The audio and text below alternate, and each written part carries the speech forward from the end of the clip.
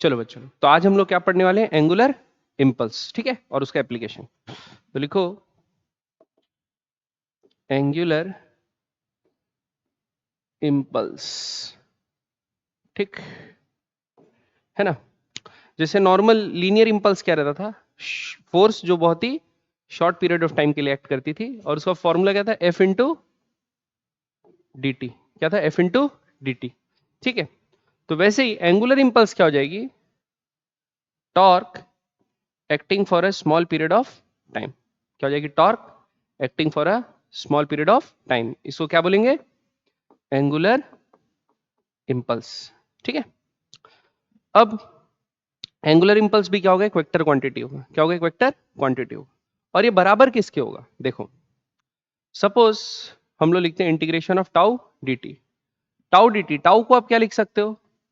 Rate of change of angular angular momentum लिख सकते हो, dl by dt into dt। dt dt क्या हो जाएगा? कट जाएगा। तो ये बराबर क्या आ जाएगा? L final minus L initial. dl को इंटीग्रेट करेंगे तो L आएगा, कहां से लेके? इनिशियल से लेके फाइनल तक। तो क्या आएगा? L final minus L initial. तो सिंपली हम लोग ये बोल सकते हैं एंगुलर इम्पल्स बराबर क्या होगा? चेंज इन एंगुलर मोमेंटम, ठीक। क्या होगा? एंगुलर इम्पल्स बराबर चेंज इन एंगुलर मोमेंटम। लिख लीजिए, angular impulse is equal to change in angular momentum. Clear है? पक्का?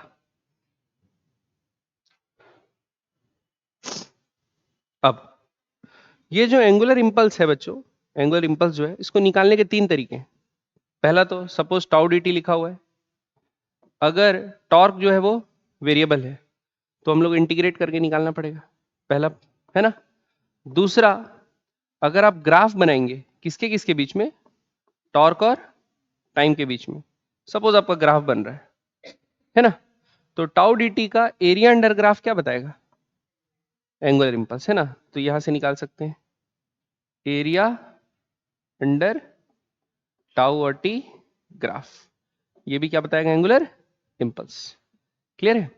और तीसरा तरीका तो यही है कि टाउ डी टी बराबर क्या हो जाएगा? Final angular momentum minus initial angular, change in angular momentum हो जाएगा। इस चीज को अपन क्या बोलते हैं?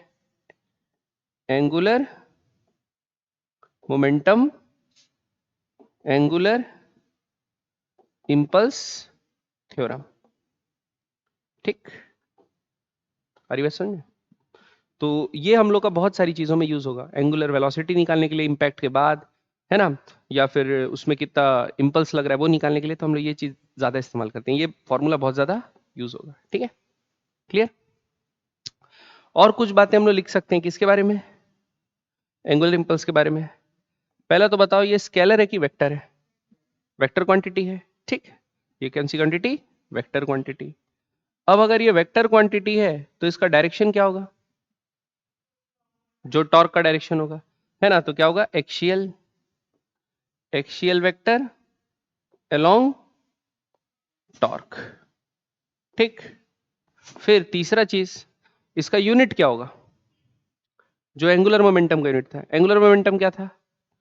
Are into linear momentum. R का क्या होता है? मीटर। और लीनियर मोमेंटम क्या होता है? केजी मीटर पर सेकेंड। तो ये क्या हो जाएगा? मीटर स्क्वायर केजी पर सेकेंड। समझ में आया बच्चों? पक्का? क्लियर? या फिर tau D T, Newton metre second. क्या होगा? Newton metre second. Clear? Dimension क्या होगा? केजी है तो एक M L square T minus one. ये क्या हो जाएगा? इसका डायमेंशन, ठीक है। पक्का? अब एंगुलर इंपल्स लिखेंगे कैसे ये देख लेते हैं। समझ में आया इतना चीज? अब सपोज ये आपकी क्या एक रिजिड बॉडी है और ये इसका सेंटर ऑफ मास, है ना। अब यहां पर क्या लगा? एक फोर्स लगा। जिसके कारण एक जे इंपल्स प्रोवाइड हुआ। ये जे जो क्या है वो क्या है? Linear impulse. जे क्या है? Linear impulse. ठीक है, अब क्या बनी? ये बनी line of action of force या line of action of impulse. इससे सेंटर ऑफ मास कितने दूर है? आर परपेंडिकुलर डिस्टेंस दूर है, ये परपेंडिकुलर डिस्टेंस हो गई। ठीक है, तो क्या होगा? इस इंपल्स के कारण एक टॉर्क लगेगी और ये क्या होगा? रोटेट होगा। ठीक है, तो हम लोग क्या लिख सकते हैं? एंगुलर इंपल्स बराबर आर क्रॉस जे। क्या लिख सकते हैं? आर क्रॉस जे, या अगर मैग्नीट्यूड लिखना है सिंपली तो जे इंटू आर परपेंडिकुलर। समझ में आया? क्या लिख सकते हैं? J into R perpendicular. ठीक, क्योंकि लीनियर इंपल्स क्या होता था? Linear impulse change in momentum. ठीक है, तो P बेसिकली डेल्टा P, तो delta P into R perpendicular. आ रही बात समझ में? पक्का क्लियर है कि नहीं? तो एंगुलर इंपल्स आप लिख सकते हैं जे इंटू आर परपेंडिकुलर। ठीक है, ये एक और फॉर्मूला हो गया। ठीक, तो जहां जो यूज होगा अपन क्या करेंगे? उसी चीज का इस्तेमाल करेंगे। क्लियर है बच्चों? आगे बढ़े हम। चलो अब इससे रिलेटेड क्या बनाते हैं? कुछ सवाल। ठीक है, लिखिए पहला एग्जाम्पल।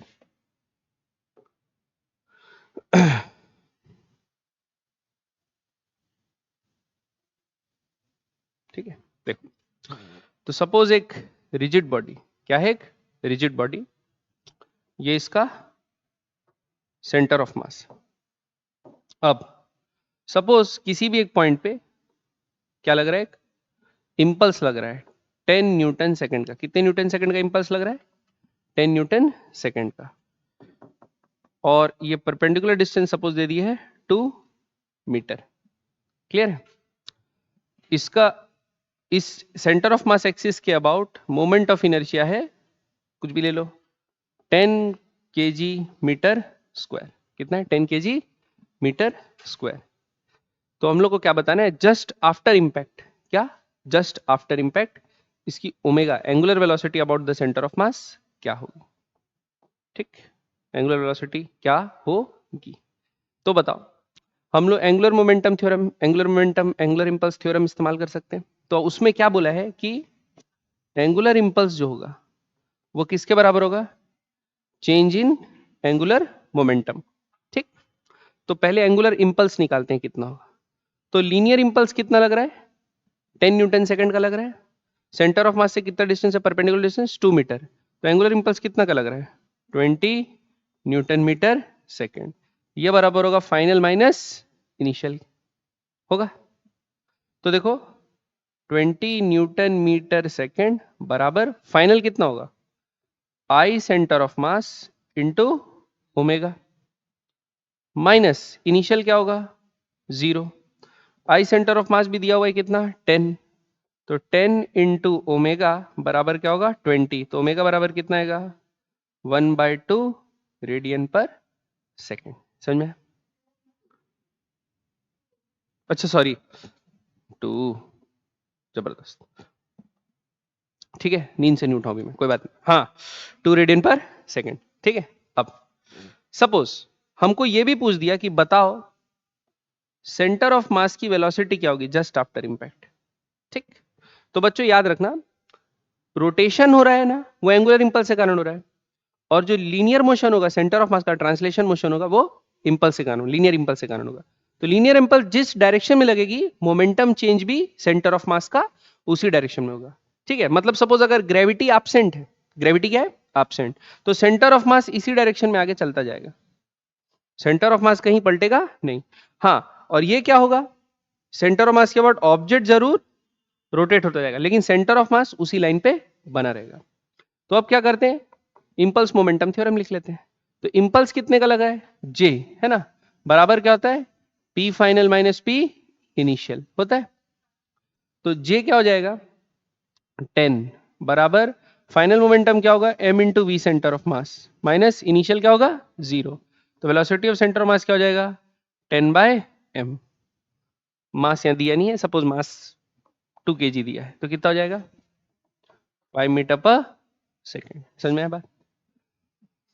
क्लियर? तो हम लोग क्या कर सकते हैं बच्चों, ध्यान देना, लीनियर जे, लीनियर इंपल्स से सेंटर ऑफ मास की वेलोसिटी निकाल सकते हैं, और एंगुलर इंपल्स से सेंटर ऑफ मास के अबाउट जो रोटेट हो रहा है ऑब्जेक्ट, उसका हम लोग क्या निकाल सकते हैं, एंगुलर वेलोसिटी निकाल सकते हैं। और दो ही चीजें तो निकालना है। फिर किसी भी पॉइंट का वेलोसिटी या कुछ भी पूछेगा तो हम लोग उसको आराम से निकाल सकते हैं। कैसे निकाल सकते हैं? कल जो सीखे थे, किसी भी पॉइंट का वेलोसिटी और किसी पॉइंट का एक्सेलरेशन निकालने का तरीका। ठीक है, आगे बढ़े, पक्का? नेक्स्ट क्वेश्चन, चलिए अगला क्वेश्चन लिखिए। ठीक, तो क्या है कि आपके पास एक सॉलिड स्फीयर है। कैसा स्फीयर? Solid sphere. इस स्फीयर का रेडियस है आर। स्फीयर का रेडियस कितना है? आर। तो आपको क्या बोला है, ये सरफेस है। क्या है? सरफेस। ये है स्मूथ सरफेस। कैसी सरफेस? Smooth surface. अब आपको ये बोला है बच्चे लोग कि इससे सेंटर से कुछ h हाइट ऊपर क्या लगता है, एक लीनियर इंपल्स लगता है जे। क्या लगता है? लीनियर इंपल्स जे, कुछ h हाइट ऊपर। तो ये क्या करेगा, आगे भी जाएगा और रोटेट भी होगा। तो आपको पूछा है भाई h का वैल्यू क्या हो, for what h it will pure roll. आ रही बात समझ में? It will pure roll. और नीचे ग्राउंड है रेस्ट पे। नीचे ग्राउंड क्या पे? रेस्ट पे। ठीक है, तो प्योर रोल का कंडीशन आप जानते हो, जो भी सेंटर ऑफ मास को वेलोसिटी मिलेगी, velocity of centre of mass, वो किसके बराबर होगी? R omega. क्यों? ग्राउंड रेस्ट पे। नहीं तो v माइनस आर ओमेगा बराबर जो ग्राउंड की वेलोसिटी होती है वो होती। ठीक है, बॉटम मोस्ट पॉइंट स्लिप नहीं करेगा। ठीक है, अब देखो, अब अपन क्या करते हैं, सेम वही लिखते हैं, लीनियर इंपल्स और एंगुलर इंपल्स का क्वेश्चन लिखते हैं। तो सबसे पहले निकालते हैं जे। लीनियर इंपल्स के कारण क्या होता है? Change in momentum of centre of mass. ठीक है, और सपोज हाँ इसका मास m है, रेडियस r है, वो तो दे दिया। ठीक है, और क्या है ये? Solid sphere. कैसा है? Solid sphere. तो देखो लीनियर इंपल्स लगा जे, इसके कारण क्या होगा, m v centre of mass minus 0, क्योंकि पहले रेस्ट पे था, जे लगा तो ये आया। तो यहां से v सेंटर ऑफ मास का वैल्यू क्या आया? j/m। ठीक, उसके बाद दूसरा चीज, एंगुलर इंपल्स बराबर क्या होता है? Change in angular momentum. Change in angular momentum मतलब L final minus L initial. अब एंगुलर इंपल्स क्या होता है? R into J, R perpendicular into J, ये बराबर होगा एल फाइनल। तो फाइनल एल क्या होगा? आई ओमेगा, माइनस इनिशियल क्या होगा? जीरो। इनिशियल क्या होगा? जीरो।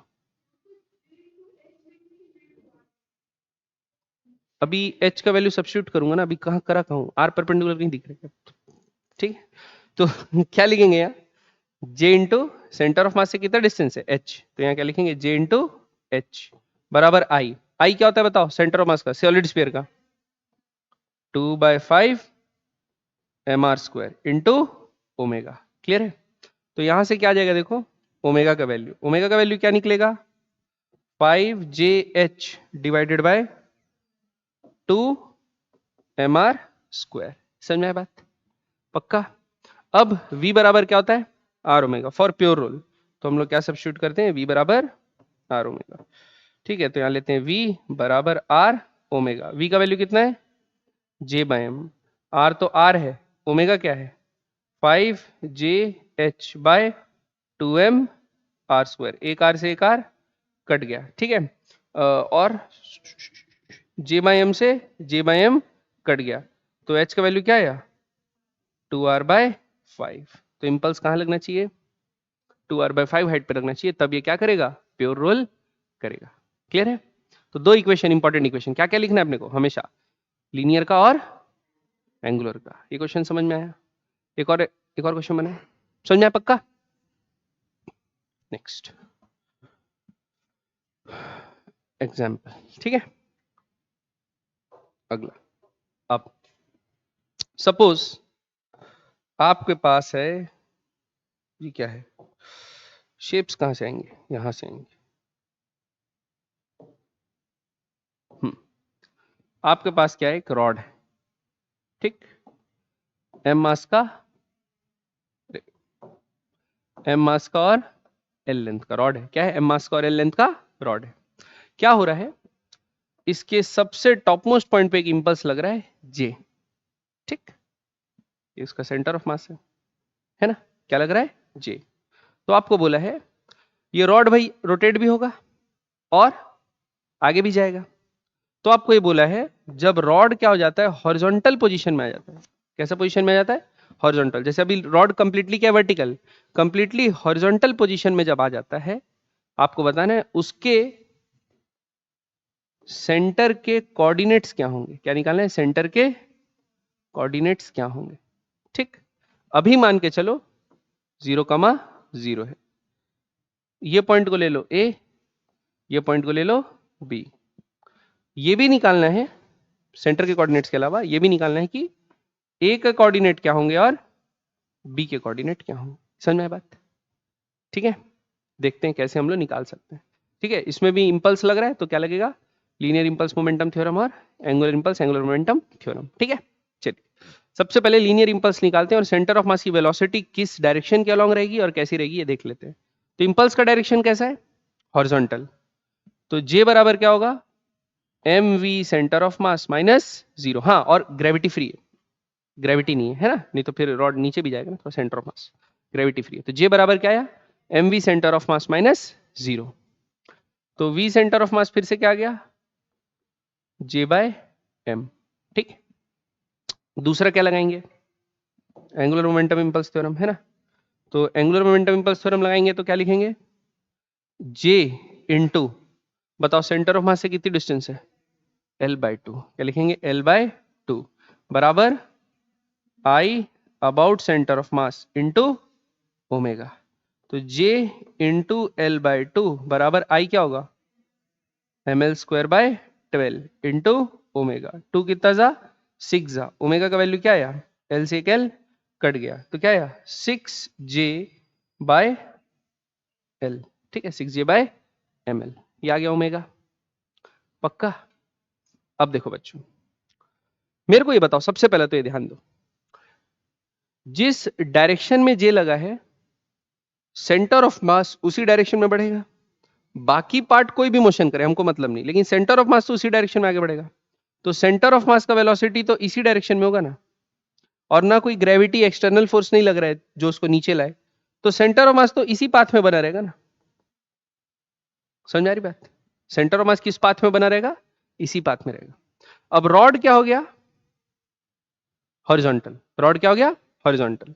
तो अगर रॉड हॉरिजॉन्टल हो गया बच्चों, कहां गया है ना, तो रॉड ऐसा हो जाएगा,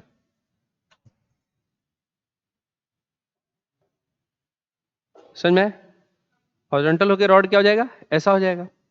अब रॉड का सेंटर ऑफ मास यहीं रहेगा, ठीक। ये हो गया आपका कौन सा पॉइंट, B, और ये हो गया आपका कौन सा पॉइंट, A, और ये क्या है, ओमेगा से रोटेट किया है। बताओ ये कितना एंगल डिस्प्लेस हुआ है, अभी एंगुलर डिस्प्लेसमेंट कितना हुआ है इसका सेंटर ऑफ मास के अबाउट, π/2। क्या हुआ है, π/2। तो थीटा बराबर कितना है, π/2। ओमेगा बराबर क्या है, 6J/ml। तो बताओ इसको समय कितना लगा होगा, मैं निकाल सकता हूं इतना रोटेट होने में, कितना समय लगा होगा। T बराबर ओमेगा बराबर थीटा बाय टी होता है, T बराबर क्या होगा, थीटा बाय ओमेगा। तो π/2 और ओमेगा करेंगे तो नीचे आएगा 6J और ऊपर ml, तो आ गया ml π/12J, ये आ गया टाइम, ठीक। अब इतने टाइम तक सेंटर ऑफ मास कहां पहुंच जाएगा, कितना डिस्टेंस ट्रेवल कर लेगा, जो उसकी वेलोसिटी है इनटू टी। तो डिस्टेंस कितना चलेगा, वेलोसिटी कितनी थी बच्चों, J/m इंटू टाइम से मल्टीप्लाई कर देते हैं, ml π/12J, J से J कैंसल, m से m कैंसल, तो क्या हुआ πL/12। आ रही बात समझ में। तो सेंटर ऑफ मास कहां गया, πL/12। तो उसका कोऑर्डिनेट क्या होगा, सपोज ये ओरिजिन लिए 0,0, तो y कोऑर्डिनेट तो क्या है 0 ही है, x कोऑर्डिनेट क्या हो गया πL/12 आ गया, ठीक। ए का कोऑर्डिनेट क्या होगा, प्लस एल बाई टू कर देंगे, और बी का कोऑर्डिनेट क्या होगा, माइनस एल बाई टू कर देंगे। समझ में आ गया, pi by 12 plus L by two, pi by 12 minus L by two. समझ में आया कि नहीं आया? तो वी ओमेगा कैसे निकाले और मोशन को कैसे देखे, ये याद रखना है ना। सेंटर ऑफ मास जिधर इंपल्स लग रहा है उसी डायरेक्शन में आगे बढ़ेगा। क्लियर है बात? ग्रेविटी फ्री स्पेस में, ग्रेविटी फ्री स्पेस में।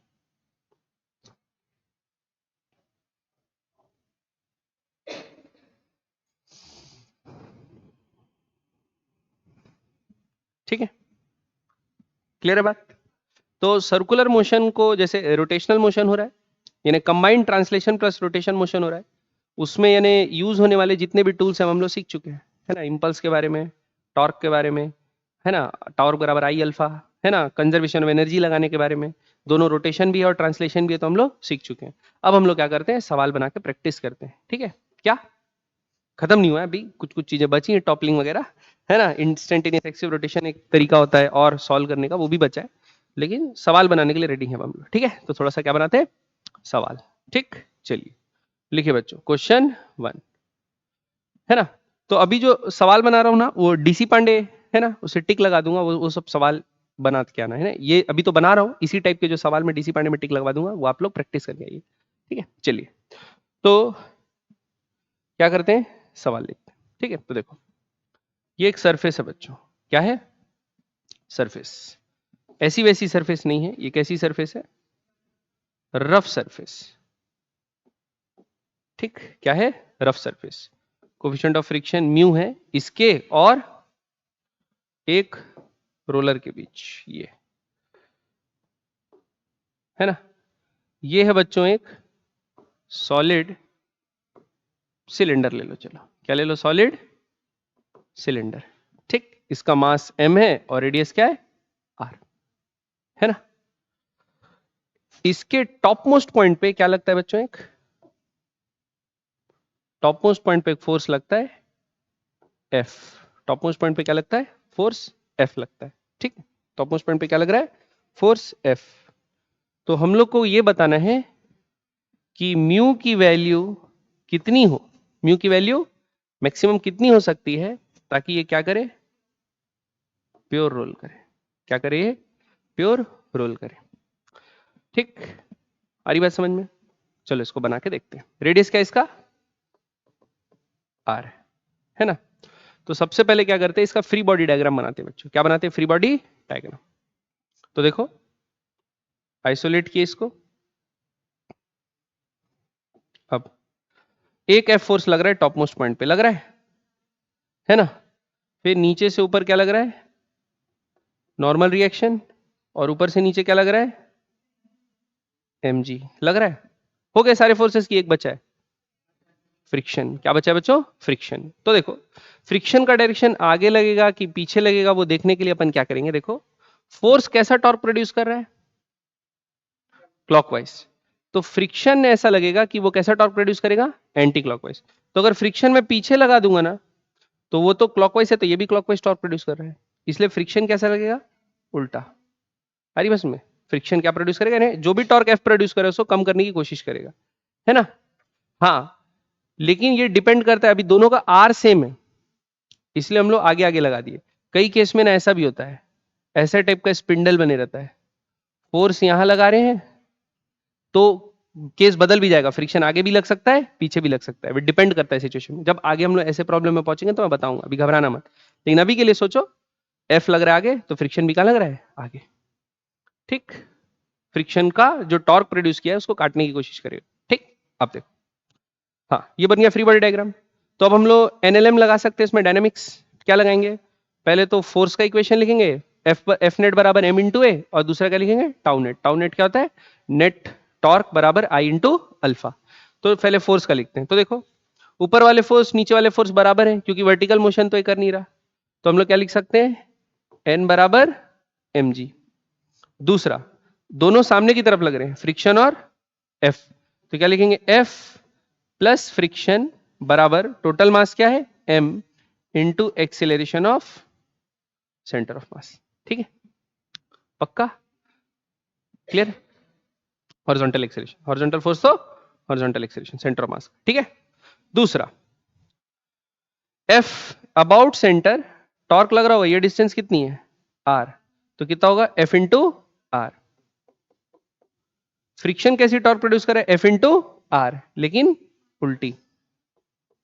ये बराबर क्या होगा आई अल्फा, क्या लिया गया है सॉलिड सिलेंडर, सॉलिड सिलेंडर का क्या होता है बच्चों एम आर स्क्वायर बाय 2, तो I M R square by 2 into alpha.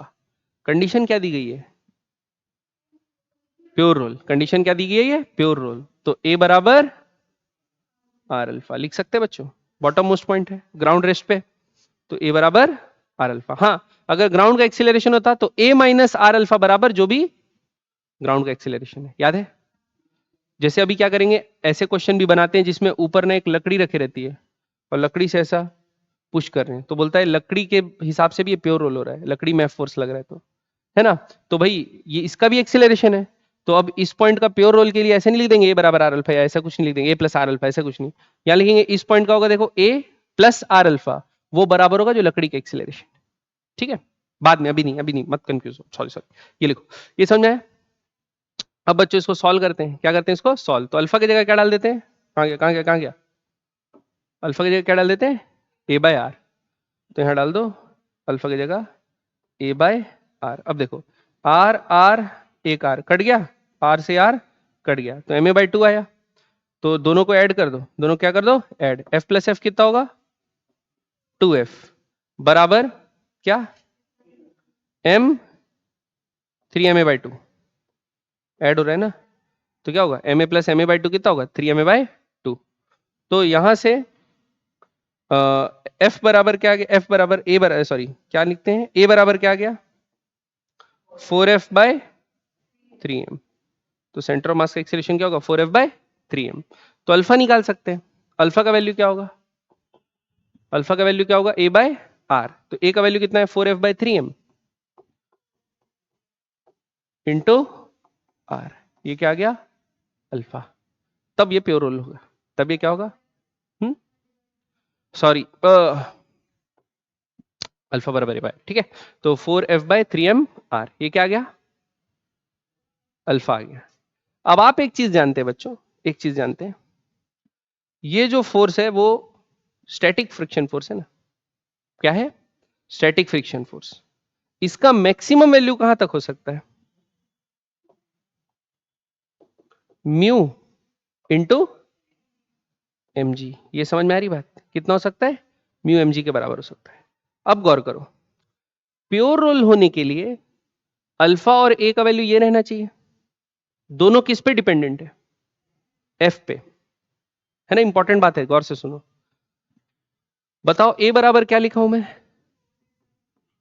4f bye 3m, और अल्फा बराबर क्या लिखा हूं 4f बाय 3mr, दोनों ही क्या पे डिपेंडेंट है f पे, भाई f जैसा बढ़ाओगे a और अल्फा वैसे ही चेंज होगा, f पे डिपेंडेंट है, लेकिन फ्रिक्शन फोर्स तो f पे डिपेंडेंट नहीं है, यानी फ्रिक्शन फोर्स डिपेंडेंट है f पे, लेकिन फ्रिक्शन फोर्स क्या पे है मैक्सिमम लग सकता है म्यू एम जी, इससे ज्यादा तो लग नहीं सकता ना, कोफिशिएंट ऑफ फ्रिक्शन अगर म्यू दिया हुआ है, ठीक है। अब सपोज फोर्स बराबर म्यू एम जी है, तो मैं ये लिखता हूं ना F प्लस एफ बराबर क्या था m इंटू ए कितना था 4f बाय 3m, तो यहां से मैं फ्रिक्शन फोर्स निकाल सकता हूं, क्या होगा 4f बाय 3 माइनस एफ कितना f बाय 3, ये बात समझ में आई कि नहीं है, तो फ्रिक्शन फोर्स f बाय 3 अभी इस कंडीशन में मेरे को चाहिए, तो जितना बड़ा f होगा फ्रिक्शन भी कितना लगेगा उतना ही बड़ा लगेगा, हरी बात सुन, फ्रिक्शन जितना बड़ा होगा एफ भी क्या लगेगा उतना ही बड़ा लगेगा, यानी एफ जितना बड़ा होगा फ्रिक्शन भी उतना ही बड़ा लगेगा। तो अगर मैं एफ इतना लगा लिया, एफ इतना लगा दिया कि वो क्या हो गया एफ बाय 3 जो हो गया, यानी एफ इतना लगा लिया कि एफ बाय 3 जो हो गया वो फ्रिक्शन प्रोवाइड कर ही नहीं पा रहा है, मैक्सिमम फ्रिक्शन की वैल्यू एफ बाय 3 से भी क्या है छोटी है, एफ बाय 3 से क्या है छोटी, फिर प्योर रोल होगा, फिर होगी स्लिपिंग, क्या होगी बच्चों स्लिपिंग, प्योर रोल हो ही नहीं सकता, प्योर रोल हो ही नहीं सकता, बात समझ में आएगी नहीं, प्योर रोल हो नहीं सकता, ठीक है। तो फ्रिक्शन की जो वैल्यू होगी वो f बाई 3 है, तो फ्रिक्शन की मैक्सिमम वैल्यू क्या लिख सकते हैं म्यू एम जी बराबर F/3, तो यहां से म्यू की वैल्यू क्या आएगी, F/3 mg। ये कोफिशिएंट ऑफ फ्रिक्शन होगा, वो भी F पे डिपेंड कर रहा है, लेकिन क्वेश्चन में तो जो गिवन होगा वो कम या ज्यादा भी दे सकता है ना। तो कोफिशिएंट ऑफ फ्रिक्शन अगर क्या हो गया, कम हो गया, इससे क्या हो गया कम, तो फिर स्लिपिंग होगा। इससे ज्यादा है तो कोई बात नहीं, इसके बराबर है तो भी कोई बात नहीं। समझ में आया कि नहीं आया? ठीक, ये वैसे ही है कि दो ब्लॉक साथ में चलेंगे नहीं चलेंगे में नहीं था। स्टैटिक फ्रिक्शन मैक्सिमम इतना लग सकता है, तो कितने फोर्स लगा सकते हैं कि ताकि क्या हो, साथ में चले सब। अब अपन क्या करते थे, फोर्स ज्यादा लगा दिए तो स्लिपिंग होगी, फोर्स कम लगा दिए तो स्लिपिंग नहीं होगी, लेकिन फ्रिक्शन भी मैक्सिमम नहीं लगेगा, कुछ कम लगेगा। वैसी सिचुएशन यहां पर। समझ में आया कि नहीं आया? क्योंकि सारी चीजें एक्सटर्नल फोर्स में डिपेंडेंट है। पक्का? A B, alpha B, friction force भी। ठीक है, पक्का? नहीं समझ में आया तो प्योर रोल तभी होगा। क्लियर है? पक्का? आगे बढ़े नेक्स्ट। चलिए एक क्वेश्चन और बनाते हैं। क्या बनाते हैं बच्चों, एक क्वेश्चन और। अब सेम अपन लेते हैं बच्चों एक सॉलिड सिलेंडर। क्या लेते हैं? सॉलिड सिलेंडर, एम मास का, आर रेडियस का। ठीक, सरफेस कैसी, रफ। सरफेस कैसी बच्चों, रफ। अब एक्सटर्नल फोर्स एफ ऐसा लग रहा है। ठीक, ठीक है, एक्सटर्नल फोर्स एफ ऐसा लग रहा है। तो वही क्या निकालना है, कंडीशन फॉर प्योर रोल, है ना। ए क्या होगा, अल्फा क्या होगा, फ्रिक्शन फोर्स क्या होगा, म्यू क्या होना चाहिए, ताकि क्या हो, प्योर रोल हो। देखो क्या कर लो, अब इस पॉइंट पे फ्री बॉडी डायग्राम बनाते हैं पहले तो फोर्स अभी एक्सटर्नल फोर्स क्या लग रहा है, एफ ऊपर की तरफ लग रहा है। क्या लग रहा है बच्चों, एफ ऊपर की तरफ। सेंटर से डाउनवर्ड क्या लगेगा, mg। ऊपर क्या लगेगा, n। अब बताओ फ्रिक्शन किधर लगेगा, पीछे की आगे। देखो फोर्स जो है वो एंटी क्लॉकवाइज घुमा रहा है, तो फ्रिक्शन भी अगर आगे लग जाएगा तो वो भी क्या घुमाएगा, लेकिन अभी फोर्स को काउंटर करने के लिए क्या करेगा, ये पीछे लगेगा। समझ में आया कि नहीं है? पक्का? अब फिर से क्या लिखना है, इक्वेशन लिखना है, एकदम सिंपल है। देखो F बराबर क्या लिख सकते हो, m इंटू ए। तो बताओ फोर्स तो इधर लग रही है ना, तो एक्सीलरेशन भी किधर होगा, हरी बसन में। तो फ्रिक्शन बराबर क्या होगा, m इंटू ए। डायरेक्शन याद रखना क्या है, इस तरफ। क्लियर? फ्रिक्शन बराबर m इंटू ए हो गया। दूसरा, हाँ अब ऊपर वाले का लिखते हैं, तो क्या लिखेंगे, n प्लस एफ बराबर mg। तो n बराबर क्या आ गया, mg माइनस एफ। ये समझ में आया कि नहीं है? दूसरा इक्वेशन किसका लिखेंगे, टॉर्क। दूसरा इक्वेशन क्या लिखेंगे बच्चों, टॉर्क। तो टॉर्क क्या होगा, आई अल्फा। तो अभी ये सपोज अल्फा इधर रोटेट कर रहा है, मान के चलो अल्फा ऐसे रोटेट कर रहा है, तो एफ इंटू क्या होगा, एफ इंटू आर। अल्फा ऐसा मानो, अगर नेगेटिव होना होगा तो आ जाएगा, या ऐसे ही करता हूँ, सॉरी रुको रुको, हाँ ठीक है ऐसे लिखता हूँ, एफ इंटू आर। हाँ F into R minus F into R बराबर आई अल्फा। सॉलिड सिलेंडर है तो क्या होगा, M R square by 2 into alpha. और प्योर रोल के लिए ए बराबर आर अल्फा। समझ में आई बात? तो यहां से एक आर एक आर एक आर कट गया, और ए अल्फा की जगह ए बाय आर डाले तो एक आर यहां से कट गया, तो क्या आया, एफ माइनस एफ बराबर एम ए बाय 2। और दूसरा इक्वेशन क्या था, एफ बराबर एम ए। दोनों को क्या करते, ऐड। दोनों को अगर आप ऐड करोगे तो ये कट जाएगा, एफ बराबर क्या आएगा, 3 एम ए बाय 2। तो फ्रिक्शन कितना आ जाएगा, फ्रिक्शन बराबर M A by 2 plus 3 M A by 2। तो कितना हो जाएगा, 2 एम ए। कितना हो जाएगा फ्रिक्शन, 2 एम ए। तो फ्रिक्शन अगर 2 एम ए के बराबर होगा, फ्रिक्शन अगर किसके बराबर, नहीं नहीं एफ के टर्म्स में निकालना था ना, मैं ये क्यों निकाल रहा हूँ, सॉरी सॉरी। सबसे पहले ए निकालते हैं, क्या निकालते हैं, ए। उल्टा निकाल दिया, तो ये दोनों को एलिमिनेट करें, ए बराबर क्या आएगा, 2f बाय एम। कितना आएगा, 2f बाय एम। एक्सेलरेशन है ये दोनों, अच्छा ये दोनों ऐड हुआ तो क्या लिखेंगे, ए बराबर 2f बाय 3m। मैं इससे ठीक है, 2f/3m। अब 2f/3 में एक्सीलरेशन, अब उतना एक्सीलरेशन है तो अपन क्या करेंगे, इस इक्वेशन में डाल दिए तो f बराबर क्या होना चाहिए, m इंटू 2f/3m। m से m कट गया तो कितना होना चाहिए, 2f/3। तो f जो भी लगेगा फ्रिक्शन कितना रहना चाहिए, 2f/3। ठीक है, तब प्योर रोल होगा। तो अगर अपन वही कंडीशन ये देख सकते हैं, कंडीशन क्या देख सकते हैं, suppose coefficient of friction mu है तो मैक्सिमम फ्रिक्शन फोर्स कितना लग सकता है, म्यू एम जी। ऐसा नहीं, एन अलग था, एन क्या था, अलग। तो एफ बराबर होगा म्यू इंटू एन का वैल्यू क्या आया था, एम जी माइनस एफ, ये याद रख। ठीक है, इतना फ्रिक्शन फोर्स लग सकता है मैक्सिमम। तो आपका अप्लाइड फोर्स अगर क्वेश्चन में दिया है तो एफ बराबर अभी कितना आया था, हाँ 2f/, तो अगर 2f/3 जो है क्या है, 2f/3 इसके बराबर हो, इसके क्या हो, बराबर हो, या फिर इससे छोटा हो, इसके बराबर हो या इससे छोटा हो, तो क्या होगा, प्योर रोल होगा, नहीं तो नहीं। समझ में आया बात। तो अपन ये लिख सकते हैं कि mu M G minus F या तो छोटा होना है, या तो सॉरी छोटा नहीं, बड़ा होना है, या तो बराबर होना है, किससे, 2f/3 से। तो म्यू का वैल्यू क्या होना है, बड़ा होना है या बराबर होना है, 2f/3 M G minus F से। तभी क्या होगा, प्योर रोल होगा, नहीं तो प्योर रोल नहीं होगा। समझ में आई, पक्का बात समझ में आई बच्चों, नहीं ऊपर से गया।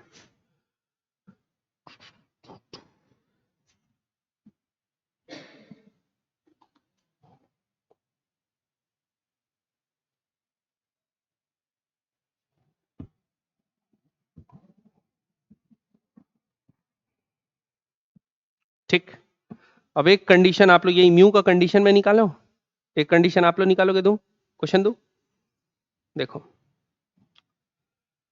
अब ये क्या है, मान लो अब ये सॉलिड स्फीयर है, क्या है, एम मास का आर रेडियस का, ठीक, और ये रफ सरफेस जिसका क्या है म्यू। तो निकालना है म्यू का वैल्यू कहां से कहां तक हो, या रेंज क्या हो म्यू के वैल्यू का, ताकि ये प्योर रोल करे। और फोर्स अभी लग रहा है ऐसा, एफ नहीं, अभी तो ये सही लगाया था ना, एक नीचे वाला दे देते हैं, ऐसा टेंजेंशियली डाउनवर्ड। ठीक है, चलिए कंडीशन डिराइव कीजिए फटाफट, मैं तब पॉज करता हूं। तो क्या है आंसर तुम्हारा, mu 5f/7 m plus M G, F plus M G, यही आया। ठीक है, चलो एक बार देख लेते हैं, है ना। तो सबसे पहले क्या करते हैं, फ्री बॉडी डायग्राम बनाते हैं। अभी एक्सटर्नल फोर्स एफ इधर लग रहा है, एन ऊपर, एम जी नीचे। अब एन बराबर क्या हो जाएगा, F plus M G, N बराबर क्या हो जाएगा, F plus M G. Friction किधर लगेगा, ये कैसा लगा रहा है, क्लॉकवाइज, तो फ्रिक्शन काउंटर करने के लिए क्या लगाएगा, एंटी क्लॉकवाइज। ठीक है, अब सपोज एफ इधर लग रहा है तो सेंटर ऑफ मास ए से इधर जाएगा और ये अल्फा से रोटेट होगा। ठीक है, तो अब क्या लिखते हैं, टॉर्क का इक्वेशन, सॉरी हॉरिजॉन्टल पहले फोर्स का इक्वेशन। तो एफ बराबर क्या होगा, एम ए होगा, और फिर F into R minus F into R बराबर 2/5 M R square into alpha को क्या लिखेंगे, प्योर रोलर है तो ए बाय आर, फिर आर आर कटा, आर आर आर कटा, तो एफ माइनस एफ बराबर क्या आया, 2/5 एम ए। ठीक, ये दोनों को क्या करते हैं बच्चों, ऐड, तो एफ से एफ कैंसल, तो एफ बराबर क्या आएगा, 2/5 M A plus M A, कितना 7/5 एम ए, तो ये बराबर क्या आया 5f/7m, एक्सीलरेशन आ गया 5f/7m। ठीक, तो फ्रिक्शन कितना होना चाहिए, m 2/5, सॉरी ऊपर है ना ma, तो कितना होना चाहिए m इंटू 5f/7m, तो m से m कट गया, तो फ्रिक्शन कितना होना चाहिए 5f/7, ठीक है। तो ये जो 5f/7 आया, क्या है, 5f/7 आया। फ्रिक्शन की मैक्सिमम वैल्यू क्या हो सकती है, mu M G plus F. ये क्या होना चाहिए, 5f/7 के बराबर हो तो भी चलेगा, और बड़ा है तो भी चलेगा, ठीक। तो बड़ा है तो भी चलेगा, तो म्यू का वैल्यू क्या से बड़ा होना चाहिए, 5f/7 mg प्लस एफ, ठीक है बच्चों, समझ में आया कि नहीं, क्लियर ये चीज, सीख गए, ठीक। अब और एक केस देखते हैं, ठीक है, क्लियर। चलिए लिखिए अगला सवाल,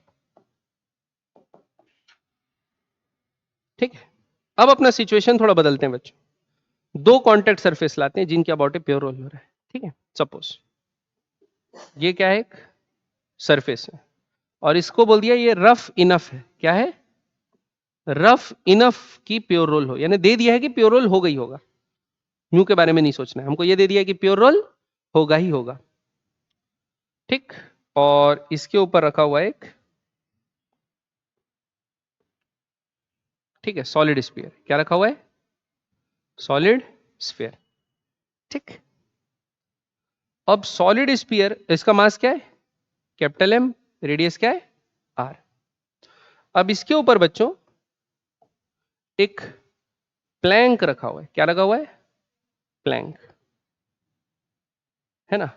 प्लैंक का मास है स्मॉल एम, प्लैंक का मास क्या है, स्मॉल एम, ठीक। अब हम लोग क्या कर रहे हैं, प्लैंक के ऊपर एफ फोर्स लगा रहे हैं, प्लैंक को एफ फोर्स से क्या कर रहे हैं बच्चों, आगे खींच रहे हैं।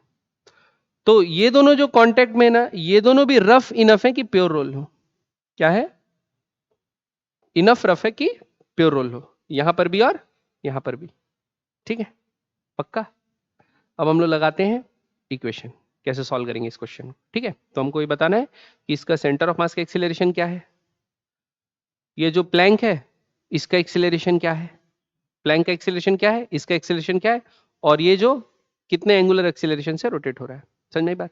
चलिए देखो, कितने ऑब्जेक्ट दिख रहे हैं आपको, दो है, एक तो ग्राउंड है, ठीक है, ग्राउंड डिस्क पे दो ऑब्जेक्ट दिख रहे हैं, दो, कितने फ्री बॉडी डायग्राम बनेंगे, दो बनाते हैं। पहले किसका बनाएंगे बताओ, पहले प्लैंक का बनाते हैं, वेरी गुड, ठीक है। तो ये क्या है, प्लैंक सपोज, ठीक है। अब प्लैंक को एक फोर्स कहां लग रहा होगा, डाउनवर्ड, वो कौन सी फोर्स है, फोर्स ऑफ ग्रेविटी, mg लग रही होगी। एक फोर्स अपवर्ड लग रही होगी जो कि क्या है, नॉर्मल रिएक्शन, कौन, ये जो दे रहा होगा उसको क्या लिख लेते हैं, n1, क्या बोलते थे बच्चों, n1, क्योंकि दो है ना, n2 भी। अब एक्सटर्नल फोर्स क्या लग रही है, F। क्या जिस सरफेस में उसको रोल कर रहे हैं वो क्या है, रफ है, क्या है, रफ। तो सरफेस रफ है तो ये तो आगे स्लिप होने का कोशिश कर रहा है, तो स्पीयर क्या करेगा, उसको रोकने की कोशिश करेगा, तो फ्रिक्शन किधर लगाएगा, तो ये क्या हो गई, फ्रिक्शन फोर्स 1, समझ में आया। और कोई सा फोर्स लग रहा है, फील्ड फोर्स हो गए, कांटेक्ट फोर्सेस हो गए, ठीक है। अब सपोज इसका जो एक्सीलरेशन है वो है a1, क्या है बच्चों, a1, मान के चलो कितना एक्सीलरेशन है, a1, ठीक है। अब मैं लिखता हूं f माइनस f1 बराबर ma1, लिख सकता हूं। दूसरा n1 बराबर स्मॉल mg, n1 बराबर स्मॉल mg, समझ में आया, ऊपर से तो नहीं गया, पक्का। ये हो गया पहला का फ्री बॉडी डायग्राम। अब किसका फ्री बॉडी डायग्राम बनाते हैं बच्चों, इसको थोड़ा सा मिटा रहा हूं, है ना। अब स्पीयर का फ्री बॉडी डायग्राम बनाते हैं।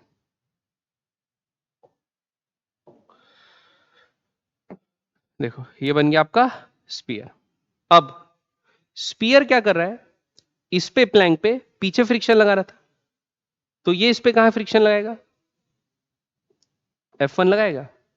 तो ये F1 कैसा टॉर्क प्रोड्यूस कर रहा है, क्लॉकवाइज घुमा रहा है, तो जमीन कैसा टॉर्क प्रोड्यूस करेगी, तो ये भी कहां लगेगी, F2, समझ में आया? पक्का बच्चों। फिर बड़ा mg और ऊपर N2, क्या लिखते हैं बच्चों, N2, समझ में आई बात, पक्का, ऊपर से तो नहीं जा रहा, जबरदस्त।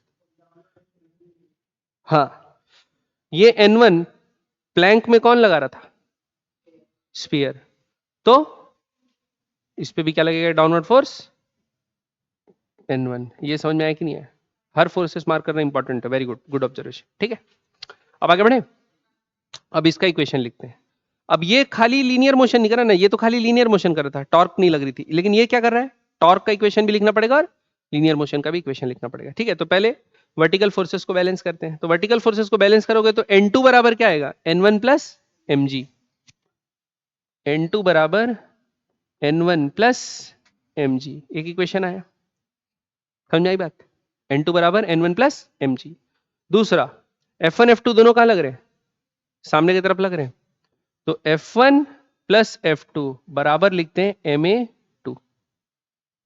क्या लिखते हैं? F1 प्लस F2 बराबर Ma2। A2 क्या है? इसके सेंटर ऑफ मास का एक्सीलरेशन। हाँ हाँ, बड़ा M, सॉरी सॉरी सॉरी, ये भी बड़ा M। ठीक है, नहीं क्या नहीं है ना? हाँ। अब ये अल्फा से रोटेट भी होगा इनके टॉर्क के कारण। टॉर्क कौन लगा रहा है? F1 और F2। तो F1 क्लॉकवाइज लगा रहा है, तो F1 into R minus F2 into R बराबर क्या होगा? आई। क्या है? Solid sphere. तो 2/5 mr स्क्वायर इंटू अल्फा। अभी अल्फा ही लिखो खाली। क्लियर है बात? अब ना मैं एक बार अननोन का गोला लगाता हूं, अननोन जितने हैं ना उनको गोला लगाता हूं, तो देखते हैं अपने को कितने इक्वेशन की जरूरत पड़ेगी ताकि ये सब सॉल्व हो जाए। एक,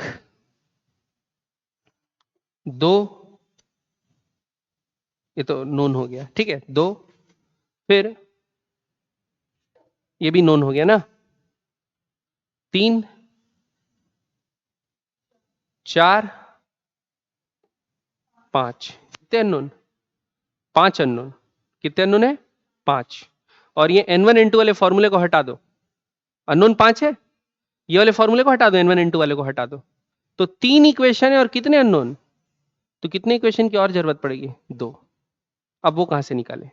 condition of pure roll. Condition of pure roll. तो बोला है देखो, ये वाला पॉइंट भी प्योर रोल हो रहा है और ये वाला पॉइंट भी क्या हो रहा है? प्योर रोल हो रहा है। दोनों पॉइंट्स क्या हो रहे हैं? प्योर रोलिंग कर रहे हैं। बात समझ में आई? तो यहां पर जो भी ऊपर वाले का एक्सेलरेशन होगा, इस टॉप मोस्ट पॉइंट का एक्सेलरेशन वही होगा। क्लियर है बात? देखो अब कैसे इक्वेशन लिखता हूं। पहले यहां के लिए लिख रहा हूं प्योर रोल कंडीशन। ठीक, तो टॉप मोस्ट पॉइंट का क्या होगा? देखो, ये अल्फा से ऐसे रोटेट कर रहा है, तो इधर क्या होगा? फॉरवर्ड एक्सेलरेशन उस पॉइंट का आर अल्फा आएगा। R alpha. Centre of mass का एक्सेलरेशन इसका क्या लिखा था? A2। तो आर अल्फा प्लस A2 किसके बराबर होगा? प्योर रोल हो रहा है तो एक्सेलरेशन उसका ऊपर वाले सरफेस का, तो कॉन्टैक्ट सरफेस का। तो ऊपर वाला सरफेस क्या है? प्लैंक है, और प्लैंक एक्सेलरेशन कितना है? A1। ये एक इक्वेशन आया कि नहीं आया? आर अल्फा प्लस A2 बराबर A1। R alpha plus A2 बराबर A1। ये समझ आया बच्चों? अब बॉटम मोस्ट पॉइंट के लिए लिखते हैं। क्या का इक्वेशन? प्योर रोल का इक्वेशन। तो ये अल्फा से ऐसा रोटेट हो रहा है, तो इस पॉइंट का क्या होगा? आर अल्फा, और आगे का क्या होगा? A2, और ग्राउंड तो रेस्ट पे। तो A2 बराबर क्या है बच्चों? R alpha. A2 बराबर क्या आया? R alpha. समझ में आया कि नहीं आया? आर अल्फा को A2 यहां लिख सकता हूं, यहां पर। तो एक इक्वेशन क्या आ गया? 2A2 बराबर A1। समझ में आया कि नहीं आया बच्चों? पक्का? अब A1 A2 का सब्स्टिट्यूशन करेंगे तो A1 A2 हटा के एक इक्वेशन आ गया। अल्फा का भी सब्स्टिट्यूशन कर देंगे तो A1 A2 हटा के एक इक्वेशन आ गया। अब तीन इक्वेशन, तीन अननोन, सॉल्व हो जाएगा। आपका जिम्मेदारी ए निकालना, A1 निकालना, A2 निकालना, अल्फा निकालना। ये आपका क्या है? होमवर्क। बाकी इक्वेशन सॉल्व कर सकते हो ना? पक्का? नहीं समझ में आया? ऊपर से गया, गुस्सा हो गए? ठीक है, लिख लो इसको, नोट कर लो। मेरे को क्या पता क्यों गुस्सा हो, लिखो। चलो सॉल्व करो तो इसको मेरे को फाइनल रिजल्ट बता दो, चेक तो कर लूं सही आ रहा है कि नहीं आ रहा है। सॉल्व कीजिए, चलिए। एक मिनट एक मिनट एक मिनट। A2 आया बाय 7 ऐसा। ओ माय गॉड, ठीक। और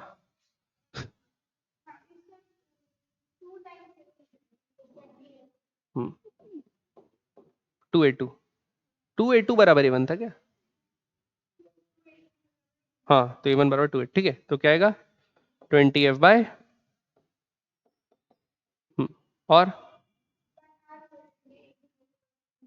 तो इसमें क्या कर देंगे, r अल्फा करना है तो r, ठीक है, सही में, ठीक है। आगे बढ़े? नहीं, नहीं बढ़ोगे, आगे बढ़े। अब लिखिए बच्चों अगला क्वेश्चन, मिटाएं इसको, हो गया चीनी, आगे बढ़े। चलिए अब एक क्वेश्चन और लिखते हैं। अब ऊपर से जमीन चला रहे थे, अब नीचे से जमीन खिसकाएंगे।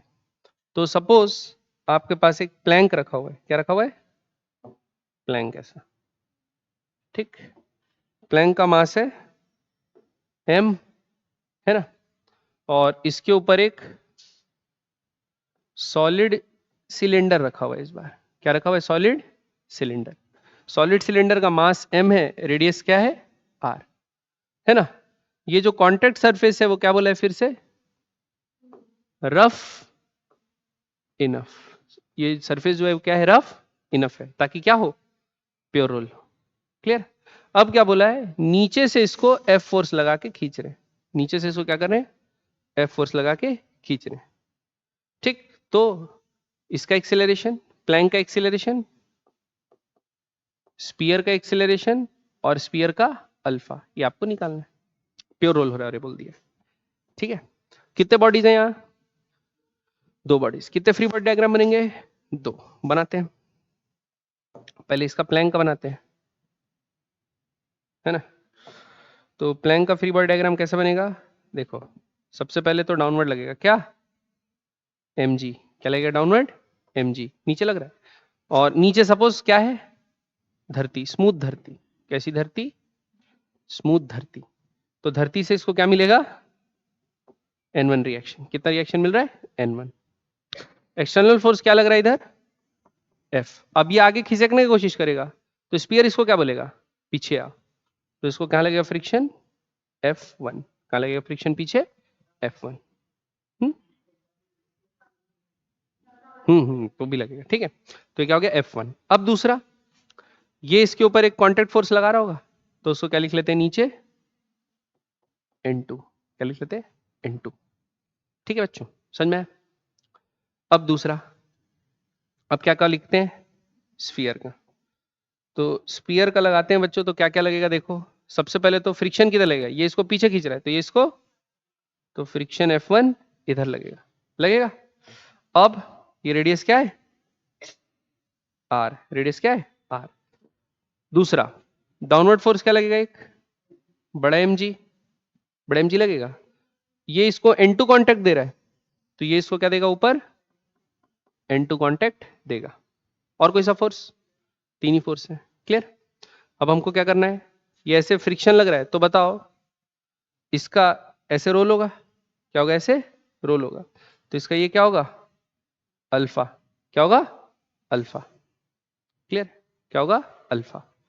नीचे वाले का एक्सेलरेशन क्या ले लिया मैं, a1। नीचे वाले का एक्सेलरेशन क्या ले लिया, a1। अब ये बताओ मेरे को, ये रोल हो रहा है यहां पर, इसका सेंटर ऑफ मास आगे जा रहा होगा कि पीछे जा रहा होगा। अगर एक्सटर्नल फोर्स देखे तो वो किधर लग रहा है बच्चों, आगे लग रहा है, तो पीछे जाएगा। क्या लग रहा है, A2। क्या लग रहा है, A2। समझ में आई बात, इसलिए रोना नहीं है ना। एक्सटर्नल फोर्स किधर लग रहा है उसके हिसाब से प्रेडिक्ट करना है। और कोई तो फोर्स नहीं लग रहा ना हॉरिजॉन्टल डायरेक्शन में, सिर्फ क्या लग रहा है, फ्रिक्शन। और किस तरफ, आगे की तरफ, आगे की तरफ पक्का ना, स्लिप होगा ये, रॉड पीछे आ रहा है, हाँ आगे की तरफ। कहाँ लगेगा, आगे की तरफ, ठीक है, क्लियर है। अब क्या लिख लेते हैं, इक्वेशन 1 लिख लेते हैं। कितने इक्वेशन आएंगे देखते हैं। पहले तो इधर वर्टिकल वाले को बैलेंस करता हूं, तो क्या आएगा बच्चों, n1 बराबर n2 प्लस mg, ये आ गया एक। दूसरा, f माइनस f1 बराबर ma1, f माइनस f1 बराबर ma1। तीसरा, ये हो गया 2, इसके तो 2 ही लिखेंगे, इसके लिखते हैं। वर्टिकल फोर्सेस क्या होगा, N2 बराबर बड़ा mg, N2 बराबर बड़ा mg। फिर इधर F1 बराबर बड़ा M A2, F1 बराबर बड़ा M A2। और फिर फ्रिक्शन के कारण तो क्या होगा, F1 इंटू आर बराबर आई अल्फा। कौन है ये, सॉलिड सिलेंडर। क्या है, सॉलिड सिलेंडर। तो सॉलिड सिलेंडर का क्या होता है, M R square by 2 into alpha. समझ में आ गया बच्चों। तो हमको एक इक्वेशन की और जरूरत पड़ेगी, A1 A2 अल्फा और F, 4 अननोन है ना। तो इक्वेशन कितने, 1 2 3। तो ये पॉइंट क्या हो रहा है, प्योर रोल। ये पॉइंट क्या हो रहा है बच्चों, प्योर रोल। तो प्योर रोल लिखते हैं। तो अल्फा ऐसा है बच्चों, अल्फा, तो आर अल्फा इधर होगा, A2 भी क्या होगा, इधर ही होगा। तो क्या लिखेंगे, A2 प्लस आर अल्फा बराबर नीचे वाले का एक्सेलरेशन क्या है, A1। समझ में आया। अब घबराने की बात नहीं है बच्चों, अगर कुछ नेगेटिव आना होगा तो आ जाएगा, उसमें रोने की बात नहीं है। क्लियर है, पक्का समझ में आया कि नहीं आया। अब इसको जल्दी से सॉल्व करो, A1 A2 अल्फा का वैल्यू मेरे को निकाल के बताओ जी। F M capital M G ये सब के टर्म्स में, ठीक है।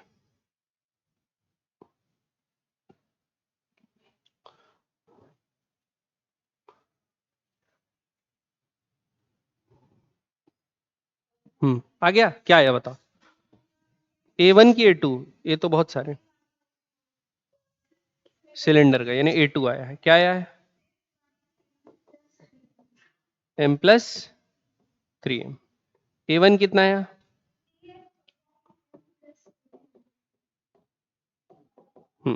और अल्फा आया, ठीक, ठीक है बच्चे लोग। तो ये आ गया क्या, A2 A1 और अल्फा। क्लियर है, समझ में आया कैसे इक्वेशन लिख रहे हैं प्योर रोलिंग का। तो जैसे कंस्ट्रेंट नहीं लिखते थे बच्चों पुली उली का, वहां कंस्ट्रेंट का इक्वेशन, एक्स्ट्रा इक्वेशन, क्योंकि एनएलएम बनाते थे तो अननोन ज्यादा रहते थे। एलएनएम इक्वेशन लिखने के बाद अननोन ज्यादा रहते थे, तो कंस्ट्रेंट का इक्वेशन एक्सीलरेशन में रिलेशनशिप लिखना पड़ता था।